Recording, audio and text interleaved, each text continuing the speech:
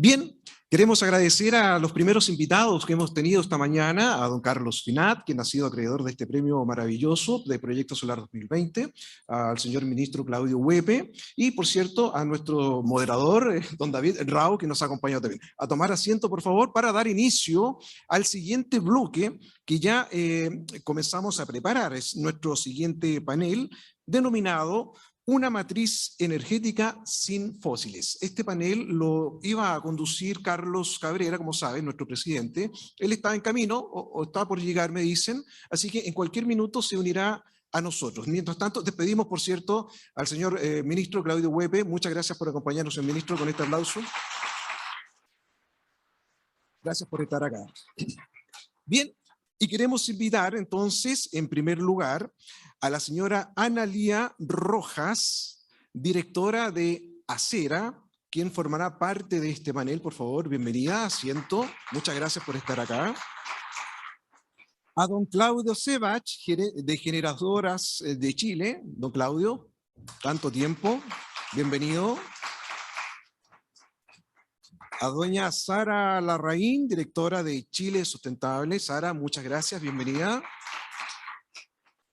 Y a don Juan Carlos Olmedo, presidente del Coordinador Eléctrico Nacional. Don Juan Carlos, muchas gracias. Y por cierto, no podía faltar nuestra moderadora de este panel, Aura Rearte, a quien invitamos también a coordinar este panel, a dirigirlo en ausencia de Carlos Cabrera. Un aplauso para Aura, muchas gracias por estar acá. Bienvenidos todos. Directora de Estudios e Ingeniería, me dicen, por cierto, de ACESOL. Bien, dejamos con ustedes entonces a este panel.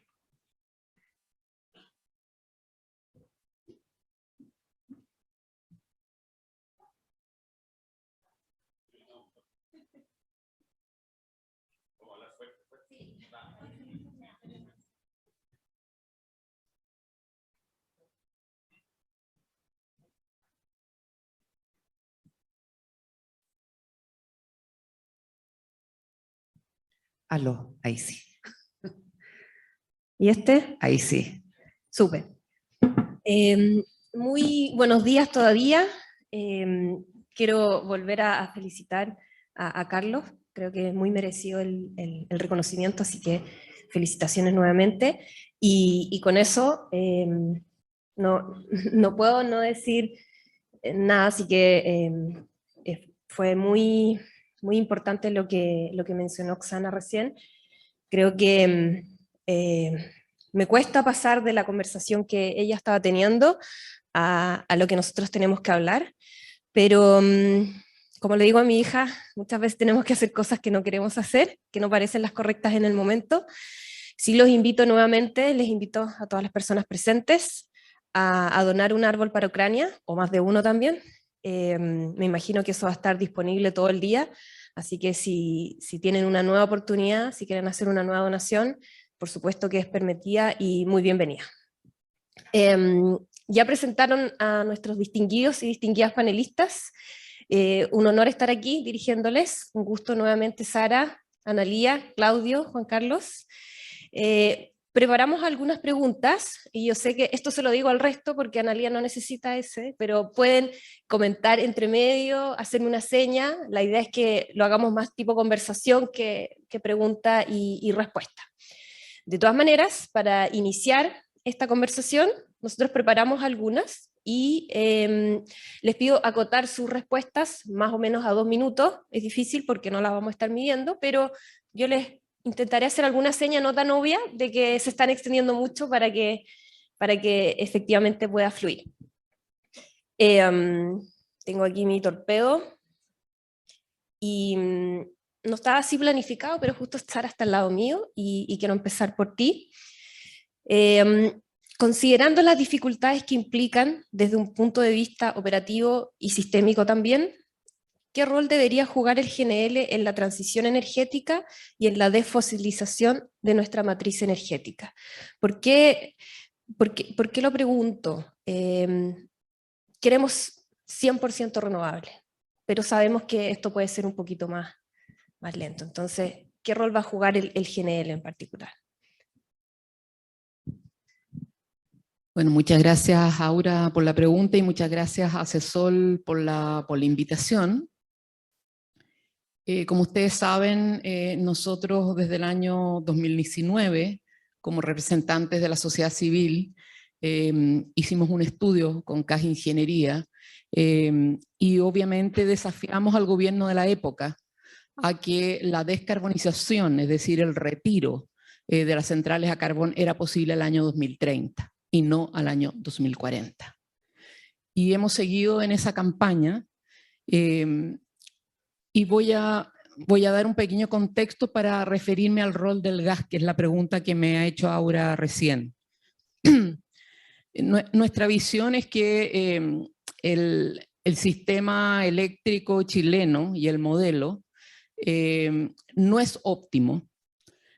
No es óptimo ni en temas económicos ni ambientales por el tema del cambio climático y tampoco sociales y económicos. Y hoy día yo creo que eso queda bastante patente. O sea, hoy día nosotros tenemos una matriz eminentemente fósil aún, tenemos una capacidad de petróleo, de diésel, donde no hay infraestructura como para poder abastecerla y por lo tanto estamos pagando una capacidad de diésel enorme donde no hay una logística que pueda servirla y por lo tanto es una capacidad falsa. Es decir, está instalada, estamos pagando una cierta posibilidad de que estén en el sistema, pero si hubiera el momento en que tendrían que funcionar, no hay logística en Chile como para poder funcionar. Estanques, camiones, etc. Entonces tenemos un primer problema serio. Segundo problema serio que tenemos es que estamos virtiendo energía renovable. Y yo creo que esto ya es estructural. El año pasado se perdió del orden de energía generada. Se perdió del orden de 500 gigawatt hora. Este año, en el primer trimestre, llevamos esa cantidad. Entonces, estamos financiando una capacidad diésel que no tiene ningún respaldo y por otro lado estamos botando energía limpia que sí tiene un respaldo. La excusa es claramente, y la excusa en general de las autoridades ha sido de que están congestionadas las líneas y que necesitamos más líneas de transmisión. Esa no es la única solución. Aquí hay temas que se vienen arrastrando al menos 5 años y que tienen que ver con sistemas de control que permitan gestionar un sistema flexible con energía solar, eólica, etcétera. Todas las renovables son flexibles y por lo tanto ahí hay un paradigma al cual tenemos que ir, pero no se están haciendo esos esfuerzos. Y no se están haciendo esos esfuerzos desde el operador, que es el coordinador, lamentablemente, y por lo tanto estamos dando señales fatales, como es el caso de retrasar el cierre de algunas carboneras como Bocamina 2, incluso en contra de la voluntad de la propia empresa, y al mismo tiempo permitir que se siga virtiendo energía limpia, que ha costado generar, que no está contaminando los lugares donde están instaladas estas plantas, que sí están contaminando las carboneras. Entonces, y tenemos una serie de otros problemas que hace, y lo que estamos viendo es que vamos en la dirección contraria. Vamos en dirección contraria a la matriz que debiéramos tener para abordar el cambio climático y para tener energía limpia, renovables, nacionales, que no tenemos que estar dependiendo de energías que hoy día fósiles que son importadas, que están súper caras, y obviamente son energías que no van a afectar a la población como hoy día la están afectando en términos de salud. Aquí se habló de temas humanitarios, que todos estamos conmovidos. No obstante, cuando ustedes revisan las cifras de mortalidad y hospitalizaciones en las 5 comunas donde están las carboneras, se mueren. No es aceptable. Es a veces el caso de 200% más riesgo de morir que la media nacional, incluso la media de la propia región. Entonces, es un imperativo ético, no solamente por la salud de las personas, sino que también por el cambio climático de ir hacia esa matriz. Ahora, ¿qué ocupa? ¿Cuál es el rol que ocupa el gas, el GNL? Es ciertamente un combustible que va a ayudar en la transición a apoyar la masificación de las energías renovables en una etapa. No obstante, no es la única solución. Y yo creo que es súper importante tener claro que Chile debe ir mucho más hacia financiar, invertir, acelerar almacenamiento, que sí es respuesta para acelerar la inserción de las renovables con el objeto de que no seguir virtiendo, sino que tener este almacenamiento. Incluso puede ser un almacenamiento al lado de las plantas, pero también puede ser un almacenamiento que puede estar apoyando el sistema de transmisión, puede estar apoyando el sistema de distribución, es decir, es otra mentalidad, otro paradigma de gestión. Entonces, la transición no es solo gas natural. Podrá ser una primera etapa. La OECD nos ha recomendado que terminemos con el gas en el año 2035 y ojalá que estemos a la altura de ser miembros OECD, no solamente en los derechos, sino que también en los deberes, porque a veces nos gusta hacer primera división en unas cosas, pero última división en otras. Entonces, yo diría el gas natural sí, es una energía de transición muy acotada. Creemos que en Chile no hay que construir más, creemos que debe irse disminuyendo desde ahora. Y al contrario, yo creo un mensaje para el gobierno, no está el ministro Huepe, pero imagino que hay gente de gobierno, hay que acelerar la ley de almacenamiento. Ya se aprobó en la Cámara, podría salir en el Senado en 2 semanas, porque es un proyecto corto. Y yo creo que almacenamiento sí es una respuesta estructural, no así el gas natural. Muchas gracias. Queremos interrumpir brevemente. Muchas gracias, Sara. Queremos anunciar la cordial llegada de nuestro presidente Carlos Cabrera, quien se incorpora al panel por acá, por favor. Por supuesto que seguirá moderando Aura Rearte. Bienvenido, Carlos. Muchas gracias por estar acá. Gracias, Carlos. Tu presencia va a ser completamente distinta aquí. Sí, puede ser sin mascarilla. Vamos a esperar el PCR. Muchas gracias, Sara. Me gusta verle un fin. La OECD nos está recomendando 2035, entonces es bueno el que ya podamos ver este deadline, ¿cierto? Por supuesto que ahora lo difícil es cómo llegamos hasta ese fin, y ahí también se agradece el impulso de Sara de que empecemos a promover y ya a aprobar esta ley de almacenamiento que lleva meses que estamos perdiendo en avanzar con almacenamiento y está ahí descansando. Ahora como se sentaron en un orden que yo no había definido, y yo no puedo salirme de lo que tengo acá, voy a hacerle una consulta a Claudio. Y acá también, o sea, si quieres tomar algún otro elemento, perfectamente bienvenido. Hoy día, y pasando a otro de los combustibles que queremos sacar de nuestra matriz, hoy día contamos con un acuerdo voluntario de retiro de centrales a carbón, ¿cierto? Que las empresas, por su iniciativa y en conjunto con el gobierno, decidieron una fecha de salida y hasta ahora se ha cumplido. Han sido coyunturas como las del racionamiento ahora, pero eso se ha ido cumpliendo de acuerdo a lo que se definió inicialmente. ¿Qué implicaría entonces que el gobierno formalice esto, vía legal o reglamentaria, el acuerdo que inicialmente fue voluntario? ¿Habría posibilidad de que se incluso movieran las fechas pasando, o sea, más bien, qué significaría para ustedes si estas fechas se adelantaran en este acuerdo que pasara a ser de voluntario a mandatorio a través de alguna vía? Bueno, primero que nada, gracias por la invitación. Efectivamente, 2 momentos emocionantes, lo que ustedes están haciendo y que David ha impulsado con mucha fuerza lo de Ucrania. Quiero destacarlo especialmente, creo que nos da un sentido especial. también felicitar a Carlos por el premio que ustedes le están dando reconociendo hoy día. Y lo tercero es que hasta la llegada de mi querido amigo Carlos Cabrera, éramos por primera vez en la industria un panel con mayoría mujeres. Así que me estaba yo emocionado, pero ahora llegamos a un panel paritario. Pero felicito a Asesor en eso, o sea, Aura estaba ahí muy bien preparada.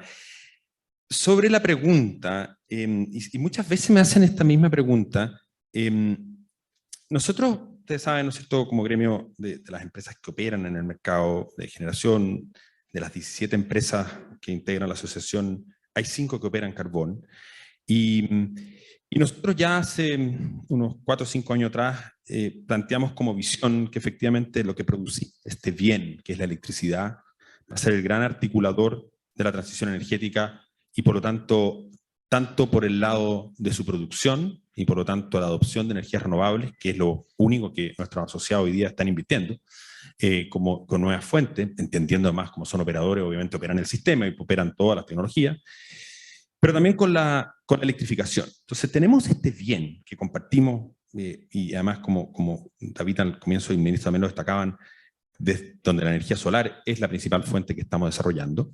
Pero cuando pensamos en qué es lo que hacemos, y este propósito de que la transición energética implica buenas políticas públicas para la transición energética, como también buenas prácticas de las compañías, el acuerdo de retiro del carbón, que iniciamos en 2018 y después se hizo un proyecto de una mesa, donde muchos de acá participamos, donde se identificaron las condiciones. Cuando uno habla de un acuerdo voluntario, pareciera que la gente interpreta como que una vez que acuerdas algo sigue siendo voluntario. Si yo vendo una casa, entro en un acuerdo de compra-venta, una vez que yo suscribo, a pesar de que ambos concurrimos voluntariamente a suscribirlo, deja de ser voluntario, en el sentido que ya concurrió un acuerdo. Entonces, el compromiso de la industria es evidentemente, porque así también la industria lo desea, como tú bien lo destacabas, en retirar el carbón de la matriz. Entonces, como que a veces se interpreta o malinterpreta que voluntario significa que, como, bueno, yo me echo para atrás, total era voluntario. No, si yo entro en un acuerdo, concurría él voluntariamente, porque era un deseo de la industria y era un deseo del gobierno, y entonces concurrieron voluntades de manera voluntaria. Entonces, creo que es importante porque a veces como que se confunden, se creen que esto es como una cosa así como que ya es voluntario y te echáis para atrás. Y sigue siendo, hasta el día de hoy, y así lo estudio, el principal acción climática que tenemos comprometida en Chile. Y el acuerdo siempre fue un acuerdo adaptativo. Quiere decir, una fecha última, 2040, 10 años antes de la meta carbono neutralidad que nos compromete la ley de cambio climático hoy, pero además un compromiso adaptativo en el sentido que se cumplan las condiciones habilitantes para que eso ocurra. Y lo más impresionante es que lo hemos acelerado. O sea, efectivamente, los compromisos inicial fueron el retiro de 2 gigawatts y ya tenemos comprometido 3,8 gigawatts al 2025. Entonces estamos hablando de los 5 y algo gigawatts de capacidad de carbón. 5, por ahí, 5, porque ya estará para acá salió, pero por ahí el orden de magnitud. Entonces, hoy día, en los primeros 10 años de aquí, lo que compromete la NDC, el 60% de la reducción de gases de efecto invernadero va a ser el retiro del carbón, que está ocurriendo además por menor necesidad. Entonces,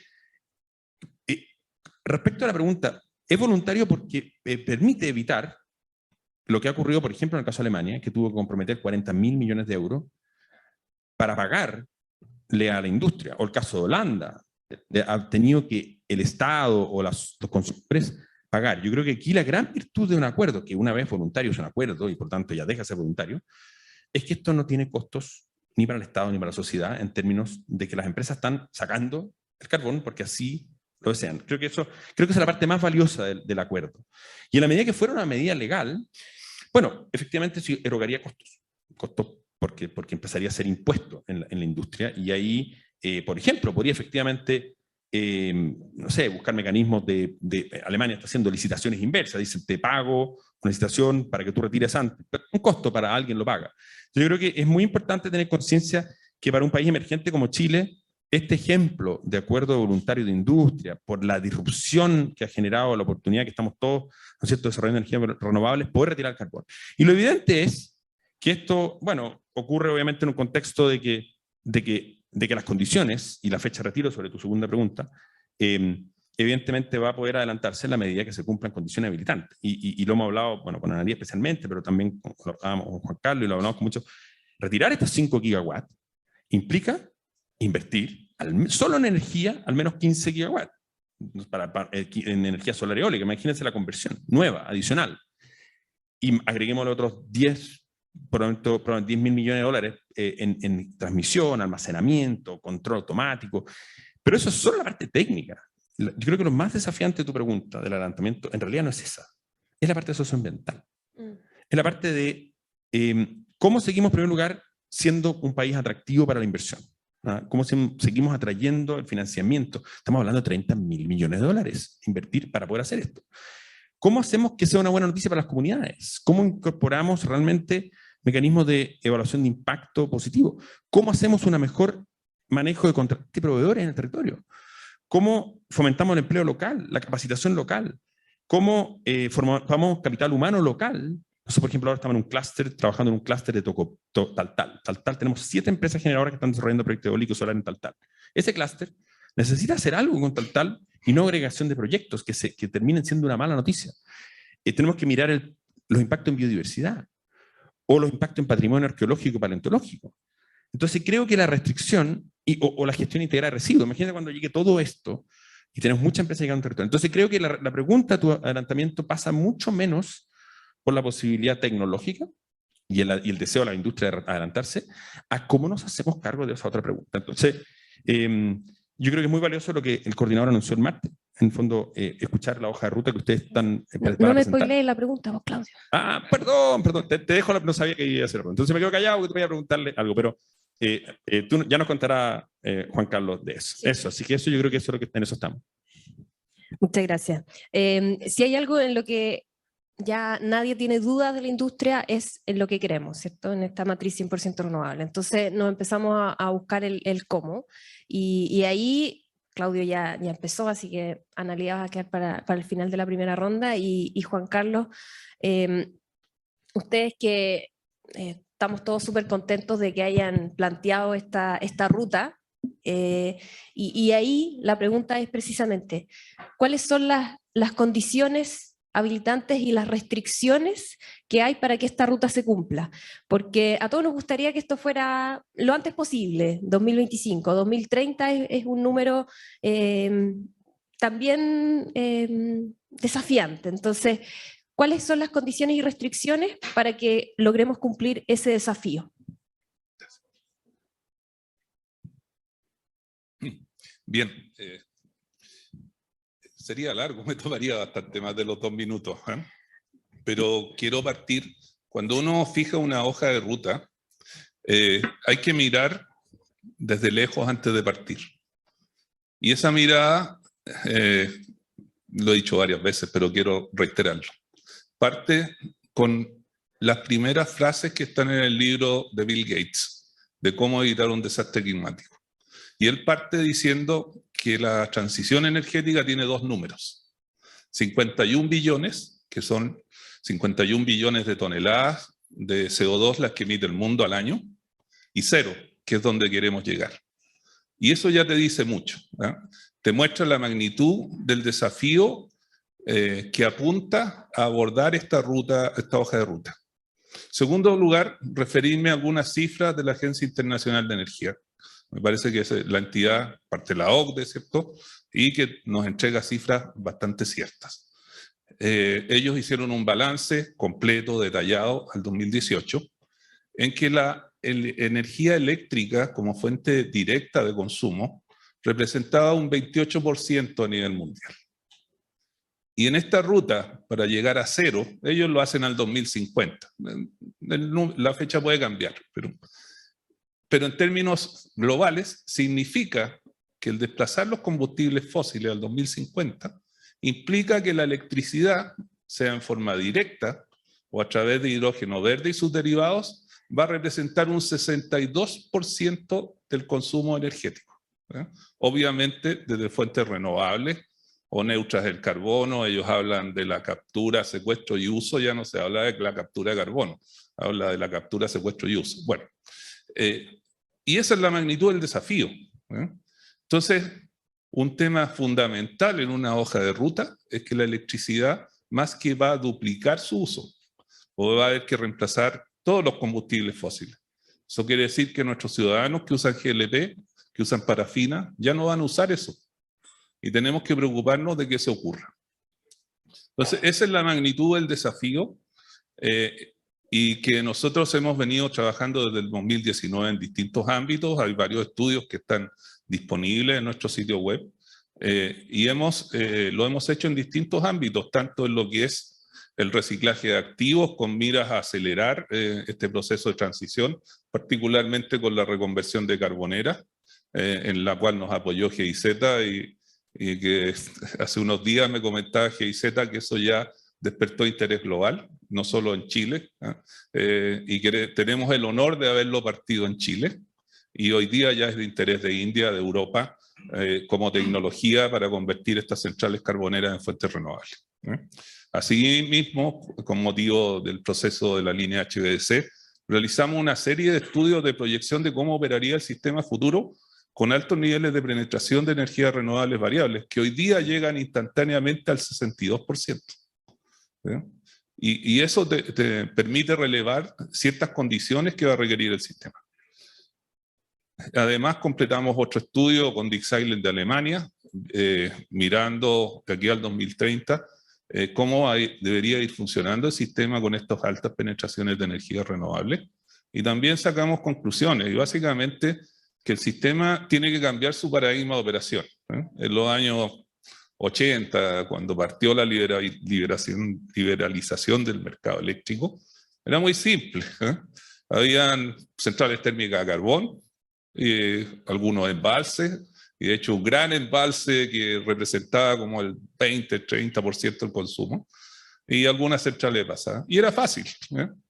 Pero hoy día ya tenemos más de 600 coordinados con plantas distribuidas en muchas partes, y eso también cambió el paradigma de cómo opera el sistema. Y eso implica abordar una serie de ámbitos, tanto regulatorios, tal como los que mencionaba Claudio, pero entre ellos quiero destacar lo que más implica a nosotros, que son los atributos de desempeño del sistema. Y hay que trabajar para enfocarse en la seguridad de abastecimiento en todo momento, la gestión y el control de la frecuencia, el control de tensión, la fortaleza de la red, la capacidad de operar en isla, cuando entre eventos se para el sistema, la recuperación del servicio post falla, eso cambia dramáticamente cómo se haría. La adecuada coordinación de protecciones, los sistemas van a ser más complejos. Hay digitalización del sistema, hay más distribución de fuentes, y eso requiere contar con sistemas bastante más complejos y con las nuevas tecnologías digitales. Y finalmente, algo que también somos parte y tenemos el honor de ser socios fundadores del Instituto para la Resiliencia ante Desastres, o sea, la resiliencia del sistema eléctrico ante los efectos del cambio climático, ¿no? Y todo eso lo abordamos en nuestra hoja de ruta, y también básicamente la dividimos en dos etapas, una de preparación y una de adaptación, en la cual se implementan una serie de acciones y se relevan los riesgos, ¿no? Y esto no es solo nuestro, o sea, nuestro compromiso es hacer todas las acciones que se requieren para esto, pero también los que están aquí presentes y otros tienen un rol importante, porque tienen que hacer las inversiones, y es lo que hacíamos en nuestra cuenta pública. Aquí hacemos un llamado a invertir en la transición energética, sin esperar retornos inmediatos, ¿no? Porque van a ser de altos retornos sociales, dado la magnitud del problema. Súper, gracias Juan Carlos. Ahí, Juan Carlos mencionó varias de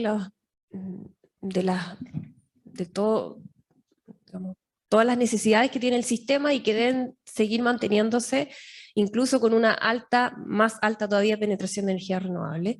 Y ahí, ¿le paso a Analía después? ¿Sí? Ya, perfecto.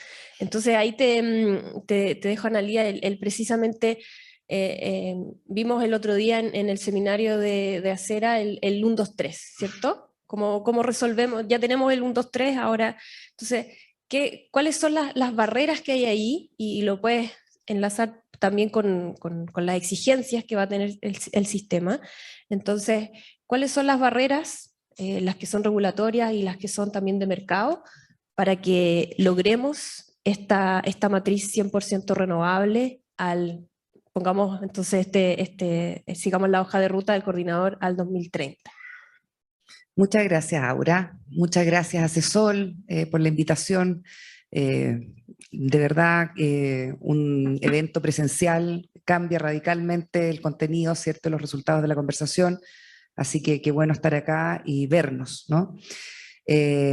Bueno, voy a tratar de hacer una integración de lo que aquí se ha comentado. Creo que es importante tener estos mensajes y ese 1, 2, 3, que tanto ha gustado en el fondo a propósito de tener una concentración de esfuerzos, ¿no? O sea, tenemos que ser tremendamente eficientes en concentrar las acciones, y la pregunta es ¿en qué acciones, ¿no? ¿Para qué? Y nunca se nos olvide la disminución de las emisiones del sector, particularmente en nuestra industria, no en la eléctrica, pero dentro del contexto mundial del calentamiento global y del aporte que en el fondo estos sectores hacen, ¿no? El 30% en Chile de las emisiones vienen por el sector eléctrico, y el sector energía aporta un 74% del total de los gases de efecto invernadero. Entonces, por eso empezamos por el sector eléctrico. Luego está el transporte, está la calefacción, hemos hablado mucho de eso, pero por eso estamos entonces haciendo lo que hacemos en el sector eléctrico. Y el 1, 2, 3 que tanto ha repercutido no es, por cierto, mérito ni mío, ni tampoco un tema que haya levantado originalmente Acera, sino que es primero parte de nuestra NDC y también parte de esas orientaciones que ha dado adecuadamente la Agencia Internacional de Energías Renovables, IRENA, que dice que para hacer la disminución de emisiones que requiere el sector energía al 2050, ¿no?, y esta meta de carbono neutralidad, tenemos que concentrarnos en 3 cosas básicamente. La primera, más energías renovables, está claro. La segunda, más eficiencia energética, con un aporte tan preponderante o tan importante, equivalente al que hacen las energías renovables. Y el tercero, la electrificación de los consumos, que es un poco lo que hemos conversado, ¿cierto?, aquí en el contexto global. Pero aterricemos qué significa para Chile. O sea, a mí me encanta mirar IRENA, me encanta mirar también la experiencia de Estados Unidos y Bill Gates y todo, pero al final, cuando tenemos que aterrizar acá, tenemos que concentrarnos, ¿cierto?, en acciones que tenemos que hacer ahora, ¿ya? Y ahí es donde creo que está el problema. Tú me preguntabas de barreras, ¿no?, o de problemáticas. Yo creo que hoy día la mayor de las problemáticas es que alineemos el discurso público con las acciones que efectivamente estamos realizando como agentes. Tanto los agentes privados, en el rol de sus inversiones, en sus evaluaciones de proyectos, en la capacidad que tenemos de desplegar las energías renovables que se requieren efectivamente para el retiro del carbono, para el retiro de los fósiles, y también el resto de los agentes que están en el mercado, por cierto, el Coordinador Eléctrico Nacional, como un líder de la transición energética, que es el rol que esperamos, digamos, tiene también que tomar parte entonces de este cuadro, ¿no?, completo, donde todos estos agentes empujan la transición energética. La transición energética al final, Claudio ya da una cifra, y esa cifra nosotros la ratificamos porque, por cierto, y dicho sea de paso, nosotros ya tenemos la trayectoria de la descarbonización y la desfosilización del sector eléctrico hecho en el 2021, un estudio encargado por Acero. Invito al Coordinador Eléctrico Nacional a revisar ese estudio, quizás a validarlo, porque es importante, porque yo creo que los diagnósticos están hechos. Entonces, tenemos el tiempo justo, digamos, para no empezar a repetir, porque siempre está la tentación de repetir diagnósticos, ¿no? Y podemos sensibilizarlos, mejorarlos, cambiar en el fondo condiciones que son, por cierto, coyunturales, ¿no? Pero hay una base de diagnóstico que ya está bastante realizada. En ese diagnóstico está clara la cifra, ¿no? Para retirar 5,5 gigas de carbón al 2025 pareciera ser un tiempo demasiado apresurado, porque se requieren por lo menos 18 gigas de renovables, de los cuales hay 10 ya en carpeta, pero faltan 8, y además porque no permite en este corto tiempo, entre el 2022 y el 2025 son 3 años, Desarrollar tecnologías que en el fondo todavía no están lo suficientemente maduras a propósito de la regulación existente y las evaluaciones de costos de tecnología, en específico CSP, geotermia, almacenamiento, por cierto. Entonces, supongamos entonces una segunda fecha, el 2030. Al 2030, adicional a los 10 gigas que ya están en carpeta, que son proyectos que hay un titular detrás, ¿no? Por cierto, nuestros asociados, ¿no? Liderando esos proyectos, tenemos que adicionar 12,5 más. De nuevo, en 8 años. Tenemos un sistema de 32 gigas. Entonces, el contexto es súper importante entenderlo porque necesitamos 22,5 gigas en 8 años, dentro de los cuales hay almacenamiento, hay tecnologías renovables sin emisiones, pero de carácter 24/7 continua. Entonces la pregunta es, ya que sabemos en el fondo esta cifra, yo les invito a ver el estudio también dispuesto en nuestra página web en forma de un resumen ejecutivo, y creo que en el día viernes o lunes vamos a disponer el estudio completo. Un estudio que tiene escenarios, sensibilidades, restricciones, supuestos de electrificación, de demanda, etc. Entonces es un estudio bastante completo. Lo desarrolló SPEC con ICI, el Instituto de Estudios Complejos Matemáticos de la Universidad de Chile, e Imperial College. Entonces tiene todos los pergaminos, las credenciales en el fondo que requerimos para la validación de este tipo de diagnóstico. Entonces, primer mensaje, diagnósticos están hechos, sabemos el desafío, el tema entonces, ¿dónde empezamos? En el largo plazo estamos todos de acuerdo, en el corto entendamos qué tenemos que hacer la próxima semana. ¿Cuál es la mesa que vamos a convocar? Ahora estamos en la mesa de la estrechez energética, en la mesa de las cuentas eléctricas del PEC, aterricemos esto en Chile, ¿no? ¿Cuáles son las otras mesas que se requieren en el fondo para, Sara mencionaba el almacenamiento, Claudio mencionaba la variable socioambiental, donde vamos a desplegar estos 22,5 gigas en 8 años en el territorio? Y ahí voy a coronar con el mensaje que hemos venido repitiendo en las últimas semanas, a propósito de nuestro encuentro también de Acera. ¿Cuál es la institucionalidad para la transición energética que hoy día no tenemos y que requerimos? ¿Cómo nos ponemos de acuerdo en el territorio para hacer este despliegue de esta cantidad enorme de energía renovable, de almacenamiento, para poder transitar, pero también para poder tener una vecindad adecuada, ¿cierto?, de buena convivencia con el territorio y con las demandas del territorio? Así que creo que están planteadísimas las preguntas y por donde, en un fondo, visión largo plazo tiene que aterrizar con el corto. Muchas gracias, Analia. Quiero tomar un mensaje ahí.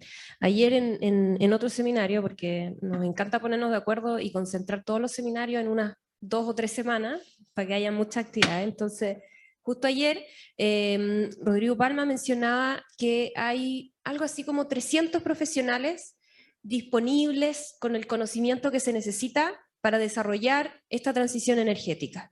Entonces, mientras algunos nos ocupamos o se ocupan de la contingencia, de la urgencia, de la ley de servicios básicos y de regular la frecuencia, etcétera, o sea, mientras todo eso pasa, hay una cantidad importante de profesionales que pueden seguir trabajando en el mañana, en la próxima semana de esta transición, y no en el 2030, en el 2045. Entonces, ahí también una invitación a que lo hagamos. O sea, siempre podemos tomar un poquito más de nuestro día a día, tomarle una parte y dedicarla a avanzar en esta transición.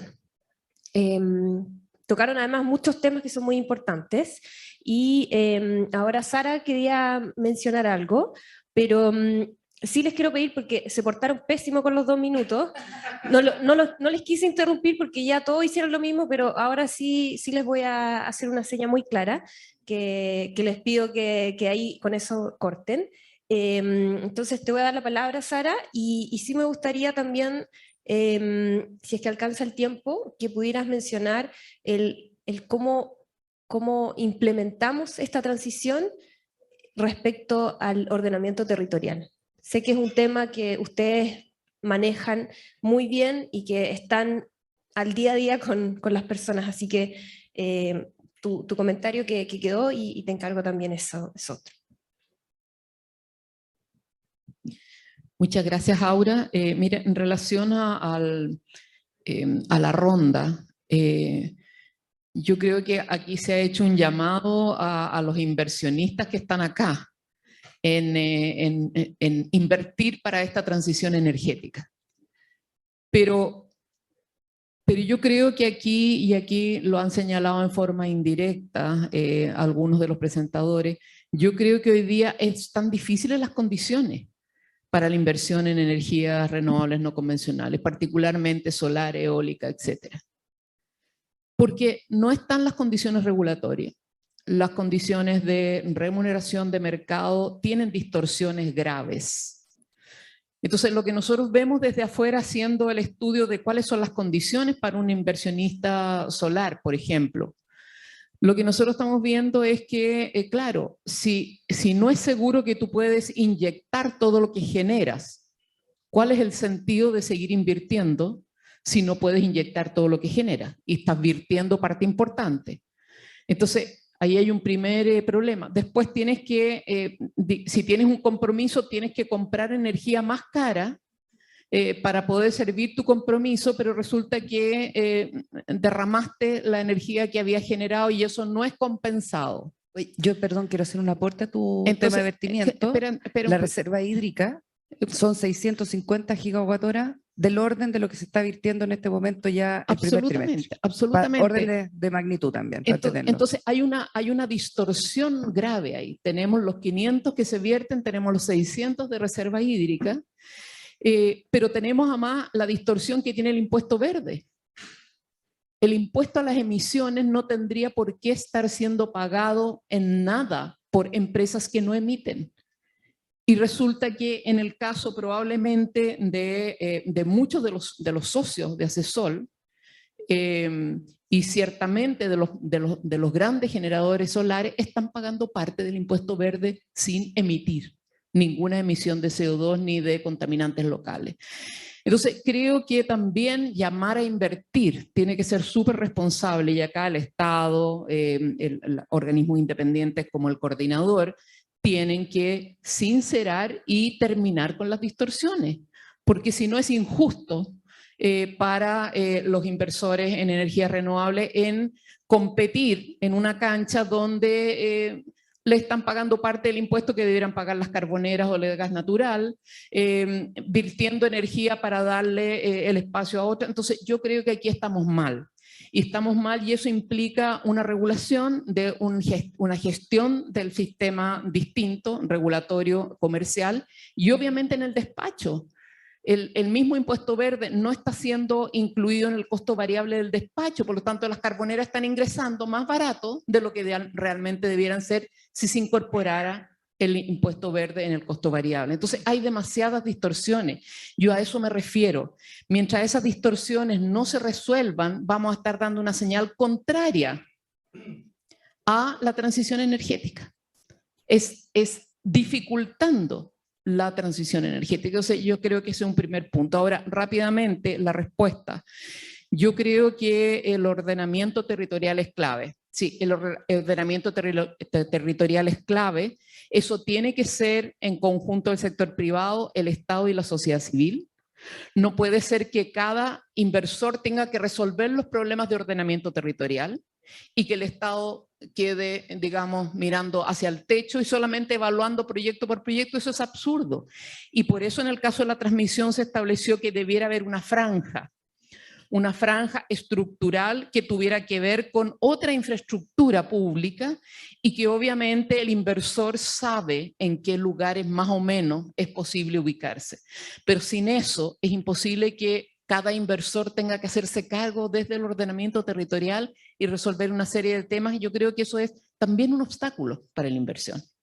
Muchas gracias. Gracias, Sara. Acá... Sí. Sí, dale.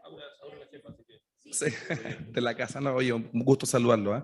No, dar algunas palabras, ir complementando. Yo creo que ya se dijo y se abordó bastante de los desafíos que tenemos hoy día, pero yo quiero, por una parte, reiterar las palabras de Analía. Yo vengo llegando de una reunión de asociaciones solares del mundo, justamente preocupadas por el tema de la transición energética y lo que más se destaca es lo que se llama el call to action. O sea, ya basta de estudio, basta de análisis, aquí lo que hay que hacer es dar los primeros pasos, que nos podemos equivocar, ¿eh?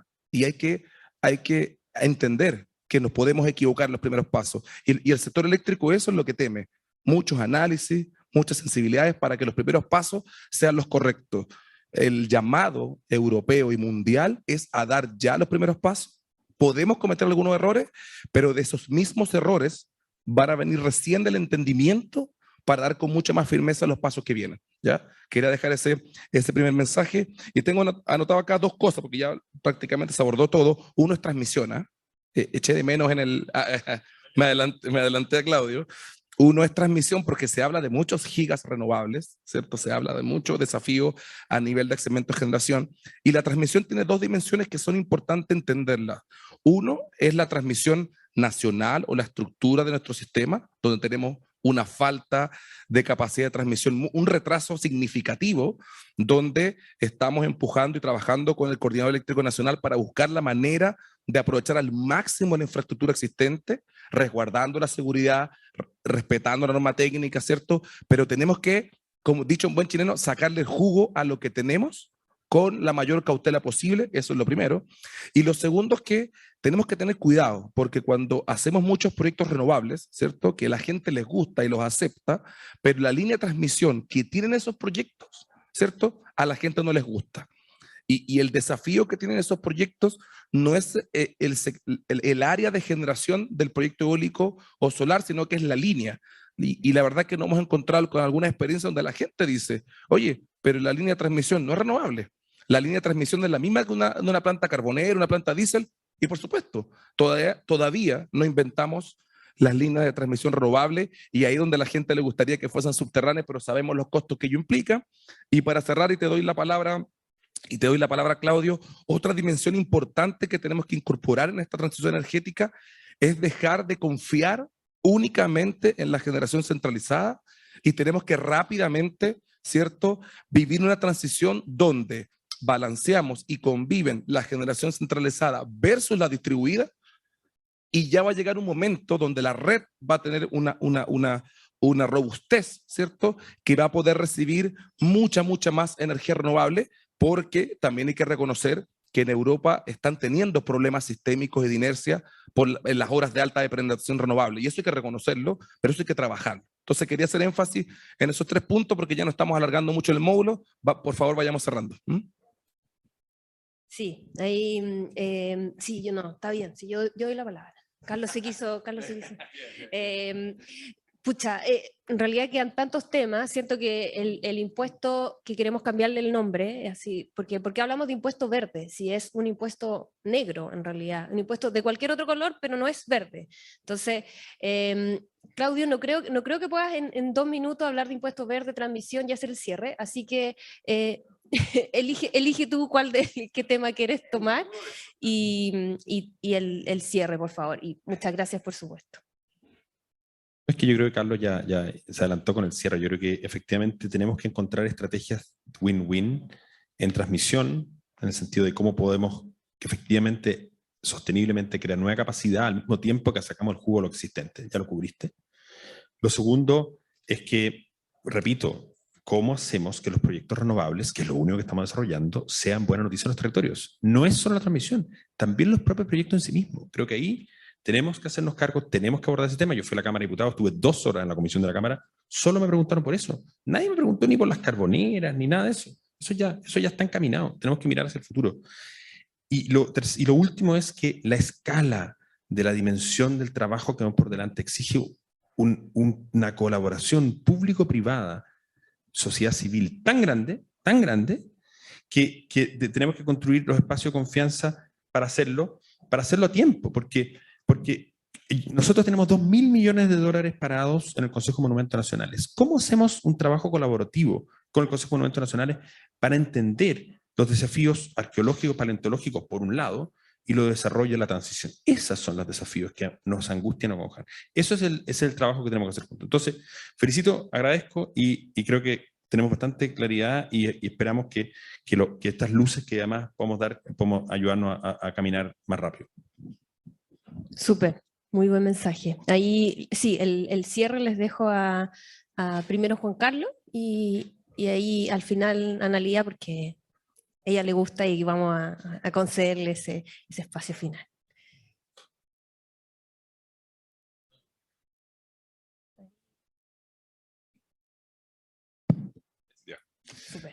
Voy a tomar las palabras de Carlos y recordar una frase famosa de los romanos, facta non verba.